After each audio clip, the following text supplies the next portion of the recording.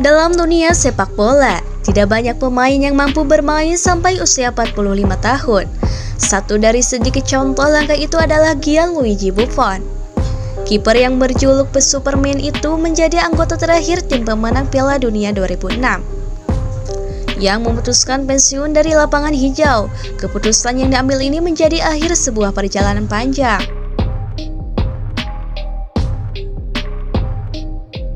Perjalanan karir pemain kelahiran 1978 benar-benar penuh warna.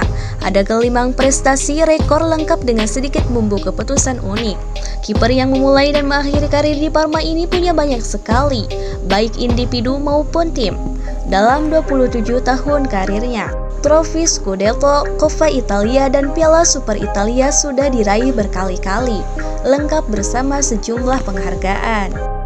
Mulai dari kiper terbaik Liga Italia, kiper terbaik UEFA, hingga kiper terbaik Piala Dunia 2006, semua sudah cukup untuk menjelaskan mengapa Buffon banyak disebut sebagai salah satu kiper terbaik sepanjang masa. Ketenangan dan konsistensi berpadu seimbang dengan talenta. Perpaduan ini menjadi satu kekuatan spesial bagi tim manapun yang diperkuatnya. Di Parma, torehan trofi Coppa Italia dan Piala UEFA musim 1998-1999 mampu menarik minat Juventus, yang tanpa ragu menggelontorkan dana transfer 52 juta euro untuk menebusnya pada tahun 2001. Datang sebagai kiper termahal dunia, Buffon mampu membuktikan kualitasnya secara konsisten. Puluhan trofi domestik dan berbagai prestasi individu yang diraihnya bersama Juve bahkan membuat harga transfernya terlihat murah, karena mampu dibayar berlipat lewat prestasinya di lapangan. Periode pertamanya di Turin pada tahun 2001 sampai 2018 menjadi puncak karir bermainnya. Pada masa penuh naik turun ini posisinya di bawah Mister tak tergoyahkan sampai usianya menginjak 40 tahun.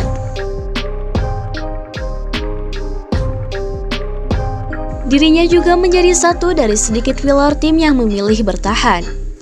Saat si Zebra harus bermain ke Serie B pada musim 2006-2007 akibat Calciopoli, keputusan itu terbukti tepat, karena selain mampu kembali promosi, Juventus mampu membangun dominasi di Liga Italia dalam sebagian besar dekade 2010 dengan mencetak rekor Scudetto beruntun. Uniknya, era historis ini diawali dengan gol hantu Sulei Montari yang diamankan Buffon saat si Nyonya tua bertemu AC Milan di Serie A musim 2011-2012. Satu-satunya kekurangan Buffon di masa puncak performa dan sepanjang karir cemerlangnya hanyalah ketidakberuntungannya di Liga Champions. Meski 3 kali lolos ke final pada tahun 2002-2003, 2014, 2015, dan 2016, 2017, trofi si kuping besar tak pernah diraih karena kalah adu penalti melawan Milan, plus 2 kali kalah dari Barcelona dan Real Madrid yang sama-sama sedang dalam performa terbaik. Setelahnya, karir kiper yang biasa disapa Gigi ini cukup lekat dengan keputusan unik. Pada musim panas 2018, jebolan Akademi Parma ini memutuskan pindah ke PSG. Tak lama setelah kontraknya habis di Juventus. Bersama Les Parisiens, Buffon berbagi menit bermain dengan Alphonse Areola dan turut meraih trofi Ligue 1 musim 2018-2019. Periode Buffon di Paris terbilang singkat karena hanya berlangsung setahun. Inilah pengalaman tunggalnya bermain di klub di luar Italia. Selama bermain di Prancis, Buffon sempat berbagi lapangan dengan Marcus Thuram, anak Lilian Thuram, dan Timothy Weah, anak George Weah. Ini menjadikannya pengalaman yang cukup unik baginya. Pasalnya, pada masa lalu Buffon pernah menghadapi George Weah, juga menjadi rekan tim Lilian Thuram di Parma dan Juventus. Dari Prancis, kiper yang merupakan penggemar Superman ini lalu memutuskan pulang ke Juventus pada tahun 2019 sampai 2021. Meski kali ini berbagi menit bermain dengan Szczęsny, periode keduanya di Juve terasa unik. Selain karena menjadi saksi tuntasnya dominasi Bianconeri di Liga, Ia juga mendapat kesempatan menjadi rekan setim Cristiano Ronaldo, superstar Portugal yang kerap menjebol gawangnya di Liga Champions. Periode keduanya berakhir tak lama setelah meraih gelar Coppa Italia di usia 43 tahun, rekor pemain juara tertua sepanjang sejarah kompetisi. Dari Juventus, keputusan pulang kembali diambil Buffon saat bergabung kembali dengan Parma. Meski tak selalu jadi pilihan utama, Parma mampu dibawa ke semifinal playoff promosi Serie B 2022-2023. Sebuah penutup yang hampir saja menjadi manis, karena pada bulan Agustus 2023, sang legenda memutuskan pensiun. Tak hanya di klub, timnas Italia Buffon juga punya masa perjalanan begitu panjang.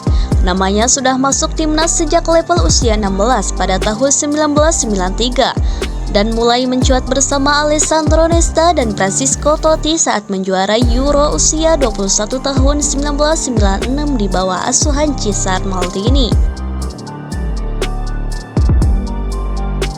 Pada tahun berikutnya, debut di timnas senior Italia datang, dan itu menjadi awal perjalanan panjang kisahnya sebagai kiper legendaris Italia di era modern. Selama perjalanan panjangnya bersama Italia, berbagai momen sudah dirasakannya, mulai dari menjadi kiper cadangan di Piala Dunia 1998, absen di Euro 2000 karena cedera, kalah di Piala Dunia 2002 dan Euro 2004, sampai juara Piala Dunia 2006 dan mencapai final Euro 2012 sebagai titik puncak. Selama itu juga 176 penampilan berhasil ia catat, sebuah rekor penampilan terbanyak di timnas Italia. Namun sayang, kisah legendaris seorang Gianluigi Buffon di timnas Italia berakhir suram. Kala Italia gagal lolos ke Piala Dunia 2018. Sebuah momen yang membuat Gianluigi Donnarumma mulai muncul sebagai penerusnya di timnas Italia. Meski begitu, karir panjang pengagum Thomas Nkono, kiper legendaris timnas Kamerun selama hampir 3 dekade telah menjadi sebuah kisah epik dan contoh positif buat para pemain muda. Sebuah talenta besar dan disiplin tinggi terbukti mampu menjadikan karir seorang pemain bintang begitu awet, bahkan menjadi salah satu pemain terbaik di posisinya, dengan mencatat lebih dari 1000 penampilan di laga resmi.